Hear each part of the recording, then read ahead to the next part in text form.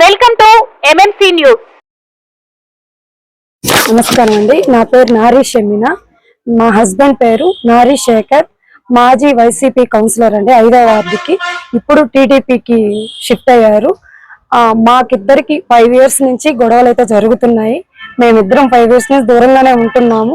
చాలా కేసులు జరుగుతున్నాయి, తన మీద నా మీద, ఇద్దరి మీద కేసులు జరుగుతూనే ఉన్నాయి, నడుస్తా ఉన్నాయి, హైకోర్టులో జరుగుతున్నాయి.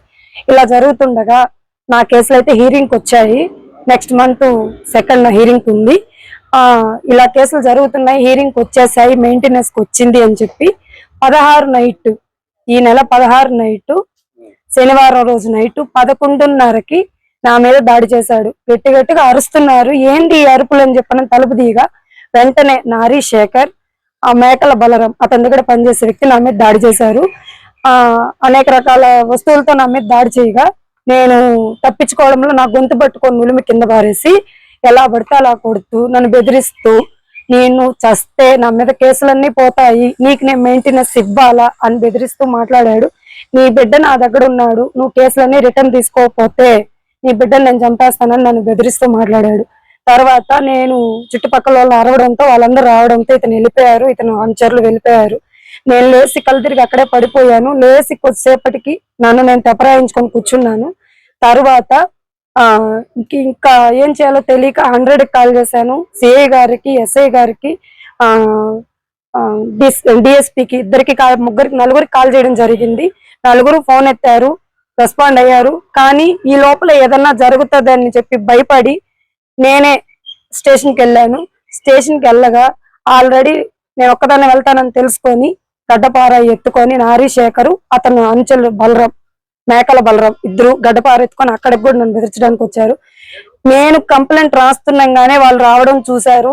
ఈ కానిస్టేబుల్ భయపడి, అక్కడ ఉండింది ఒకే కానిస్టేబుల్ నైట్ డ్యూటీలో, ఆయన భయపడి వేరే కానిస్టేబుల్, 2 కానిస్టేబుల్ కాల్ చేయగా వాళ్ళు వచ్చారు.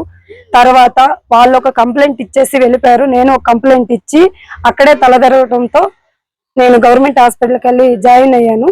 తర్వాత మరుసటి రోజు నేను వచ్చాను స్టేషన్కి. మరుసటి రోజు సాయంత్రం 17 నైట్, సాయంత్రం 7 గంటలకు మేము స్టేషన్ దగ్గరకు వచ్చాము. మా కేసు ఫైల్ చేస్తారా లేదా అని చెప్పి మేము అడగడానికి వచ్చాము. అక్కడ మా అర్జీలు 2 చూసాము. చూసి నేను ఫోటో తీసుకున్నాను. ఎందుకైనా మంచిది అనేసి వాళ్ళ అర్జీని, మా అర్జీని రెండింటిని తీసుకున్నాను. వాళ్ళు ఫస్ట్ ఇచ్చిన అర్జీ అయితే మాత్రం ఇదండి, చూడండి. ఫస్ట్ పెట్టిన మ్యాటర్ అయితే ఇది. ఈ మ్యాటర్ రాశారు ఫస్ట్ రోజు 16 నైట్, 17 నైట్ 12:30కి వాళ్ళు ఇచ్చిన కంప్లైంట్, ఫస్ట్ ఇచ్చిన కంప్లైంట్. తరువాత మళ్ళీ మరుసటి రోజు రండమ్మా అని ఎస్ఐ గారు చెప్పారు. 18 నైట్ మేము వెళ్ళగా, 7:30, 7 ప్రాంతంలో మేము వెళ్ళగా ఎస్ఐ గారు పిలిచి వాళ్ళు అర్జీని మార్పిచ్చి రాపిచ్చి వెంటనే మరుసటి రోజుకంతా వాళ్ళ అర్జీని మార్పిచ్చి, ఇక్కడ ఇచ్చింది మేము తలుపు తీసామని, మేమే వెళ్ళాం వాళ్ళ ఇంటికి అని వాళ్ళు ఇక్కడ ప్రూఫ్లతో కూడా చెప్పారు. 2nd అర్జీకి నేను మా అన్న గడ్డపారెత్తుకొని వాళ్ళ మీదకి వెళ్ళాము అని చెప్పారు. మా అన్న ఇంటికి మా ఇంటికి సంబంధం లేదు, అతనికి అసలు తెలియదు. నేను మా అక్కే ఉంటాము ఇంట్లో, మా అక్క పిల్లలు ఉంటాము, మా ఇంట్లో ఎవరు ఉండరు. మా అన్నకు అసలు తెలియదు ఈ విషయం కూడా. నేను మరుసటి రోజు ఫోన్ చేసేదాకా అతనికైతే ఏమీ తెలీదు.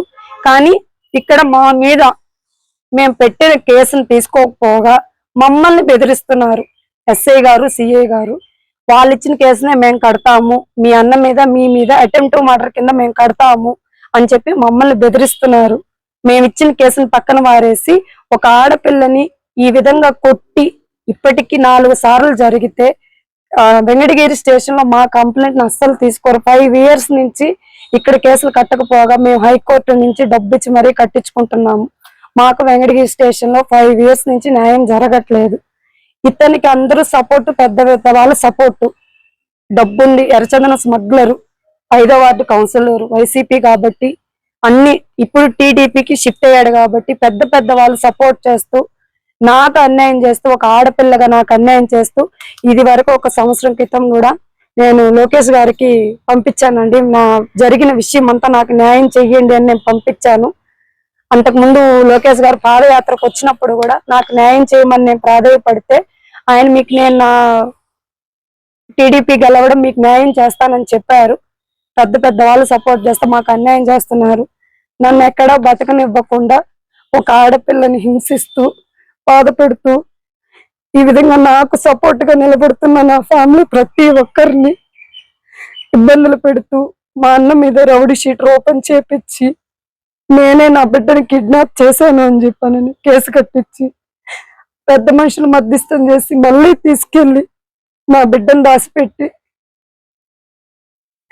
నా మీద నా ఫ్యామిలీ మీద దొంగతనం కేసు కట్టించి ఎక్కడ నేను మా అమ్మ వాళ్ళ ఇంట్లో ఉంటే అక్కడ గొడవలు చేస్తూ కేరళలో ఉంటే కేరళలో గొడవలు చేస్తూ ఇప్పుడు మా అక్క వాళ్ళ ఇంట్లోనే పరువుగా ఉంటున్నానని అక్కడికి వచ్చి గొడవలు చేస్తూ నన్ను బెదిరిస్తూ నా బిడ్డని చంపేస్తాను కేసులు రిటర్న్ తీసుకోకపోతే అని చెప్పి నన్ను బెదిరిస్తున్నాడు. నా బిడ్డని 2 సంవత్సరాలు అయింది నేను చూసి. వాడు ఉన్నాడో లేదో కూడా నాకు తెలీదు. నా కేసులు హీరింగ్కి వచ్చాయని ఇంత పని చేస్తున్నాడు. ఎర్రచందన స్మగ్లింగ్ చేస్తున్నాడు. అతనిదే హవా నడుస్తా ఉంది. ఈ పోలీస్ వాళ్ళు కూడా తనకు సపోర్ట్ చేస్తూ ఒక ఆడపిల్లకి అన్యాయం చేస్తున్నారు.